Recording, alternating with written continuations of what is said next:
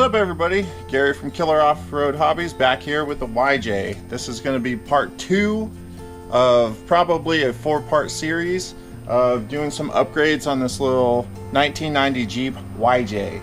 Now in the first video we got the front axle out, we got a locker put in, we put a truss on it, we got new leaf springs put in the front of this thing. If you haven't watched that video, go back and watch that so you can kind of get caught up. Right now what we're going to do is get the chromoly axles ready to go. We're going to finish getting the front end ready to put back in, and then we're going to just kind of roll from there. Go with the free spin kit, high crossover steer, all that kind of stuff.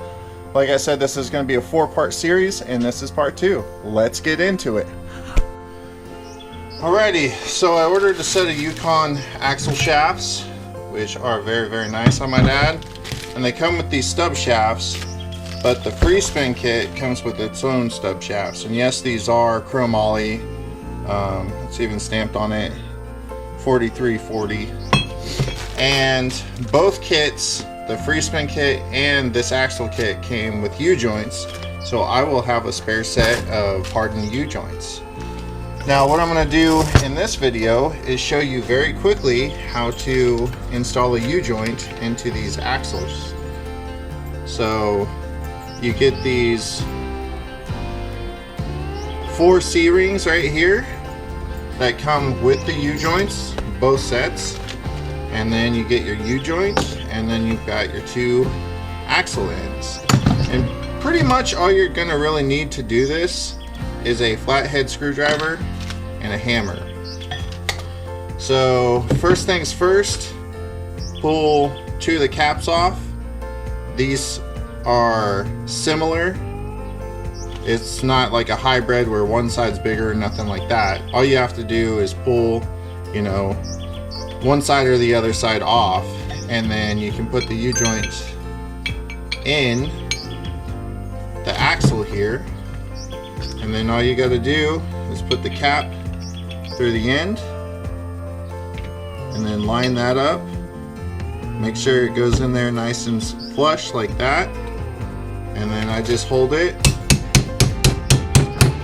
tap on it.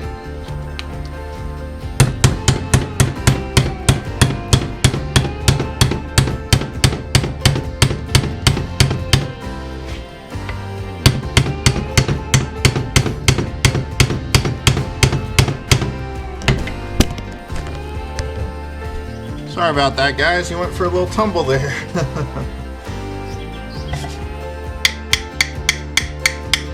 And you just want to hammer it through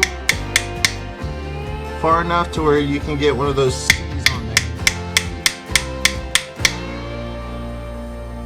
Getting close. Alright, so you should be able to see this little groove right here once you pound it on far enough. And then you can literally just slip that on right like that. And then this side, you just do the same thing. Make sure all your needle bearings are nice and in there properly. And set it on there, give it a couple little taps, make sure it's in there correctly. And then just hammer it in. Now some people would like to use a socket or whatever. In my experience, it doesn't really matter. If you're getting it off, using a socket is easier.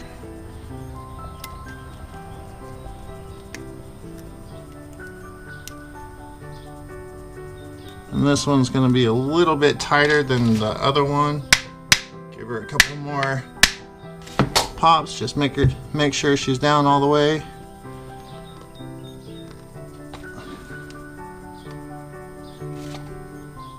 Take a hammer and slip down in there. And then what I like to do, just to make sure they're seated all the way, is just pop it with a flathead real quick. So that's one part of your U-joint in there, and you just do the same thing when you put it together. So we're going to pull these caps off, And we're going to slide it into this part of the axle.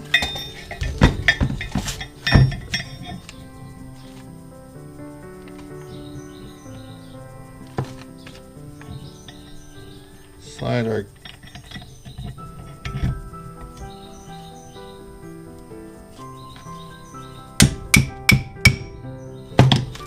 just make sure it's in there nice and smooth. There, it slid in. Trying to do this without knocking the camera over again. Alright. So that should be in plenty far enough. Maybe one or two more taps. Alright.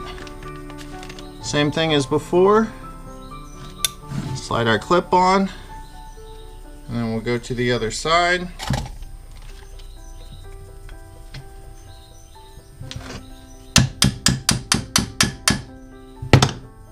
Just make sure it's in there nice.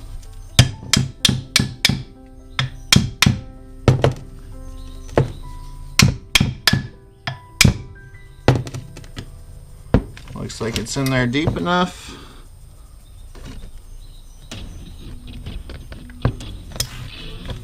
Slid right in there. And same thing as before.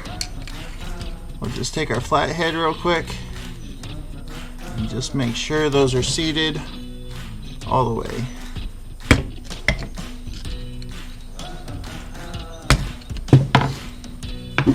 That's it, everybody. That U-joint is in there. It ain't going anywhere. Perfect. Okay guys, so it's the next morning. Birds are chirping. So this is the high steer kit from Rocky Mountain Outfitters. It just bolts onto your knuckle here. You get the 2 bolts in the back for the wheel bearing. They send you 2 bolts that are longer to go through there. As you can see, I got it all prepped already. And then you get this 1 bolt here. They want you to drill it out to a 5/8, and they provide it. But I'm just gonna use a 1/2 inch grade 8 bolt because that's what I've got here. I don't have the stuff to drill that out, and I think this will be fine for what I'm doing. If it breaks, I guess I'll upgrade it. But let's go over to the free spin kit, and I'll kind of show you what's going on here. It's quite a bit, guys. I can't find any videos about this, and it has been quite a learning process. But here's the spindle right here. So what you're gonna do is in your kit, you get a little rubber washer, you get this medium rubber washer, and then you get this. And you put all that together, and then we're gonna go bolt this onto the axle.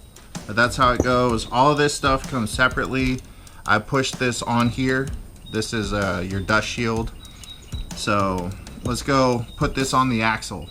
Okay, so making sure all this stuff stays together, we're just gonna slide it up over the axle, lining up the bolts, and then shoving it into place.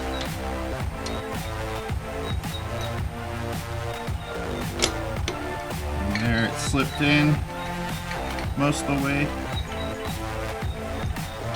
So now we're just gonna snug these bolts up here. Gotta kind of finagle it around a little bit. Sorry if my arm's in the way. So you use one of the original wheel bearing bolts, and then 2 of the ones supplied if you do the high steer kit that I'm doing. And then we're just gonna tighten it down evenly.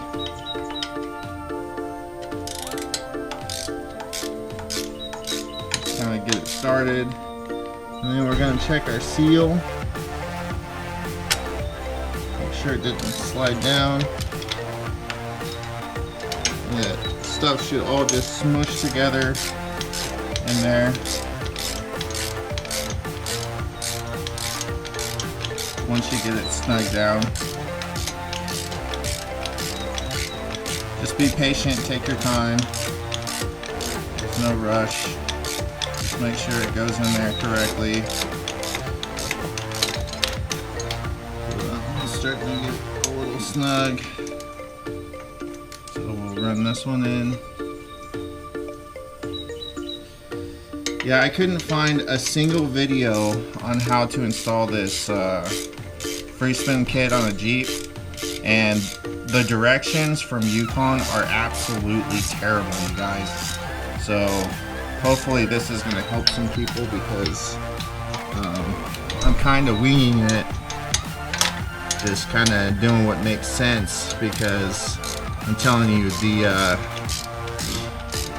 the directions are absolute garbage. They don't help at all. So now that it's pretty snugged up, I'm going to make sure all of the stuff is still situated in there. It all looks good. And then the stock bolt is a 13 millimeter. So go ahead and snug this up, and then I'll go around it a couple times and just make sure it's all nice and snugged up. At this point right here, I'm going to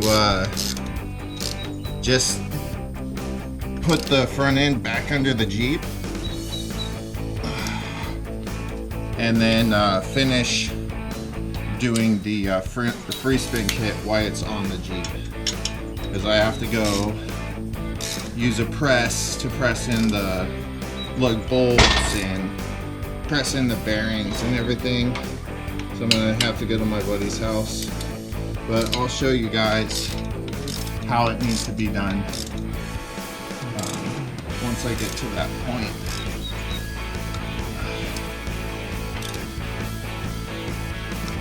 So that's pretty snug.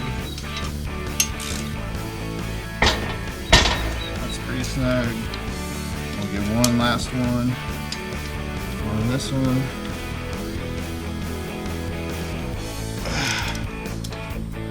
So there it is. With just the free spin kit, you won't have to worry about this. But like I said, you would just install this piece the way I showed you guys with the normal bolts. But this high crossover looks good, and now I'm going to go ahead and throw this axle back under the Jeep. Alright you guys, this free spin kit has been an absolute pain in the butt because the directions suck so bad. So I had to go buy a press from Harbor Freight, and now I've got to press the lug bolts through. And what you're going to do after you press your bearings in, see my races in on both sides. So after you press your bearings in, you're going to drop the cone through your rotor, okay?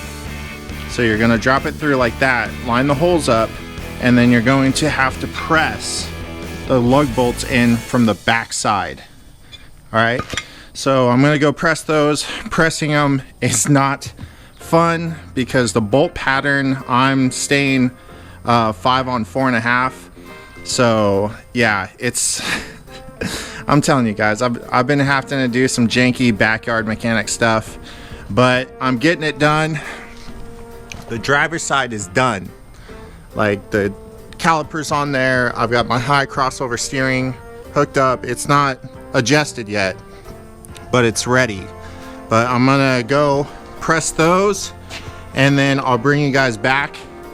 And I already showed you how to put the spindle on and everything, and then we'll finish this side. Man, this has been a freaking headache. I'm telling you guys, it's been quite the ordeal, but that's all part of working on your own stuff. All right guys, like I said, make sure you're pressing that piece to the bottom or to the side of it, so that piece with the cone goes up through. And then you're just going to take your lug bolts, and once you get about 4 of them in here, it becomes quite the headache. So, do that one on the other side. Drop it down in there.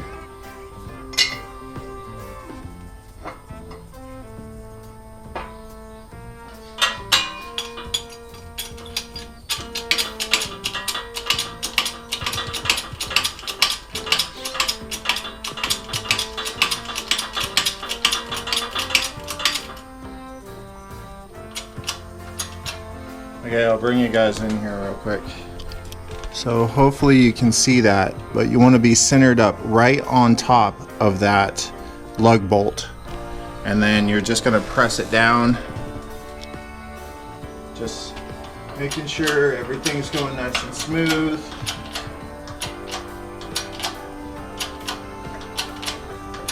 She's going through good. And then you'll feel when it bottoms out right there. That's bottomed out.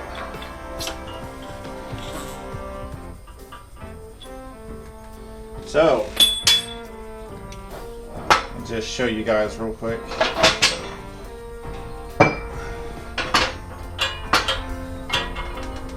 So just make sure you're pressing this piece to the front of your brake rotor, like that.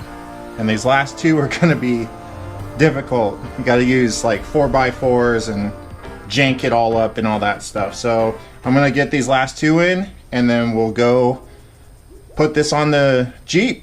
So we're going to slide this on, part of the kit, and now we're going to get our bearing on there.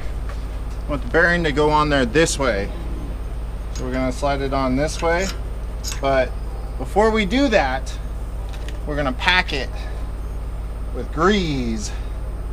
And we're going to grease everything really good on this, because I don't want to have to take it apart. So we're going to pack these bearings with grease. We're going to grease all of this stuff. I mean, I'm going to be using a lot of grease. It's just good policy. So actually going to put a bunch of grease on here.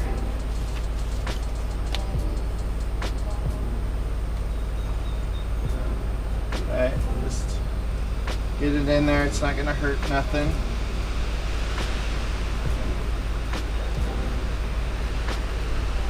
All the way around that, kind of pack that little bearing seal. Like I said, it's not gonna hurt anything getting extra grease in here.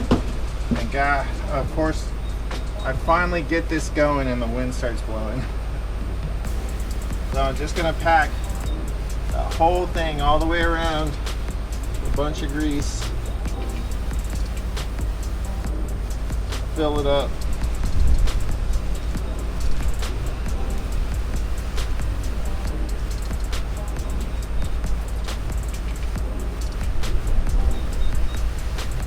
That's pretty good. So now we're gonna take our bearing, just get a big glob, put it in the palm of your hand like that. You're just gonna squish it into your bearing, just like this. And make sure it's getting all in there, all nice and deep like. You want it all throughout that bearing. Like I said, don't worry about using too much grease, because you're not going to. You want it squishing out these edges when you're pushing it in. You want it squishing out these edges right here along the bearing race. You want that completely packed full of grease, just like that. I'm just gonna slide this on and I'll hammer it in a second. But we're gonna tap that in. But while our hands are all dirty, we're gonna do the outside bearing too. So same thing, just get a bunch of grease in your hand and just make sure you smash it in there to where it's coming out the front. See, I'm not putting any on the front, but I'm smashing it and it starts coming out the front. And you want to do this all the way around your bearing. Just grease it up, you guys. Don't worry about, you know, all this grease on my gloves and stuff. That's perfect how greasy that thing is. And then we'll just take the rest and just put it all on here. I'm telling you guys, can't have enough of this stuff on here. If you're going to be going off-road, going in the water and all that stuff, just lay it on thick. So once you slide your bearing on there like that, make sure it's the bigger bearing that will slide up that because the other bearing is small and just stops right here. So the bigger bearing needs to slide in there first, and then it should be pretty easy to just tap it in there. Just make sure it gets seated nice, just like that. So now we're gonna grab our spindle and everything, this guy, and we're gonna slide her on there. Just like that. And then we're gonna take our other bearing,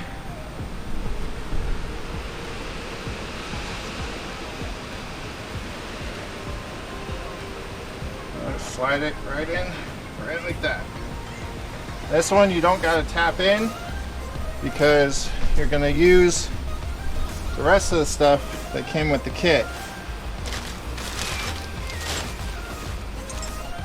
So it comes with several different variations of these right here. There's even more down there, but what I used on the other side was I used one of these, the darker ones.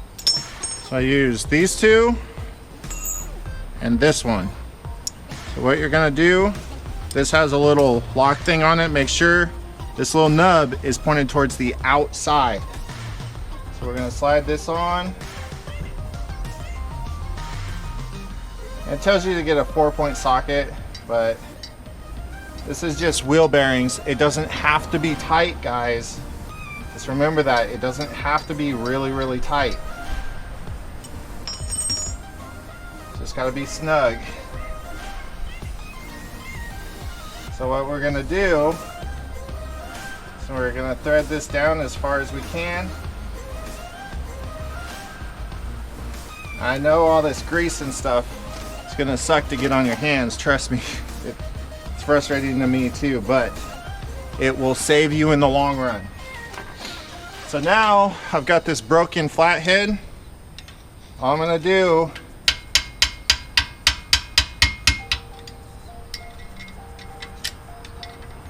tighten this up a little bit and then check. It's still a little loose, so we're going to keep going with it. You want to get it a little tight.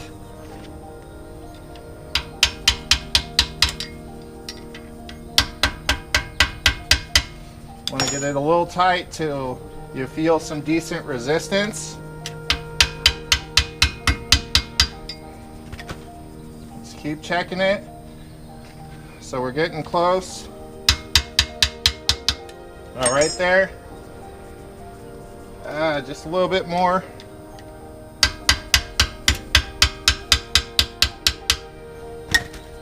And right there. It's got a decent amount of resistance. And back it off just a touch.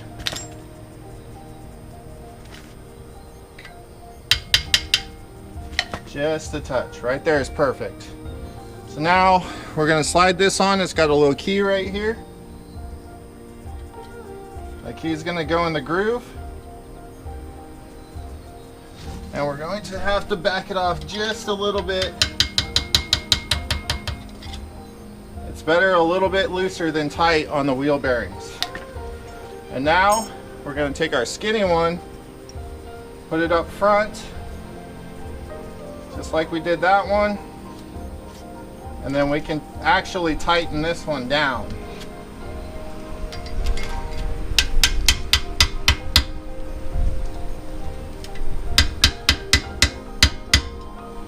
And check it again. Feels really nice. And now we need to put this on, which is kind of like a snap ring. So it's got little grooves in it that go over the splines. So hopefully you guys can see that it's got those little grooves that go over the splines. All you do is get it to where it'll slide on, slide it back in there. Just give it a little tap.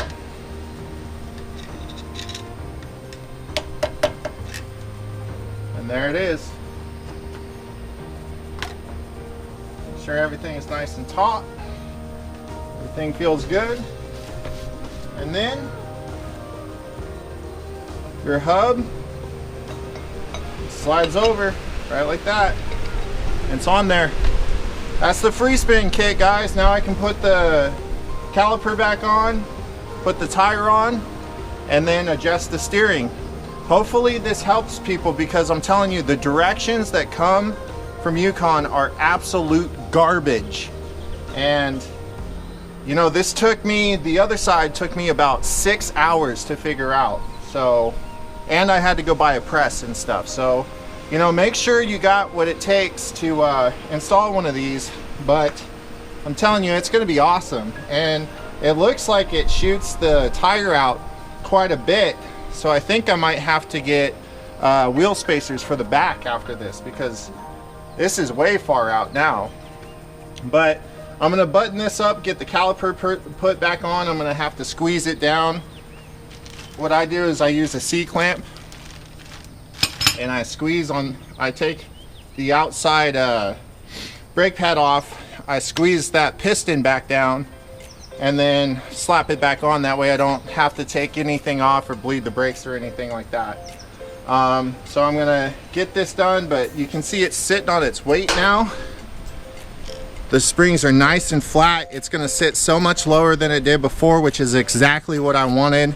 These crown springs seem awesome. It's low enough now to where I was able to take the sway bar off.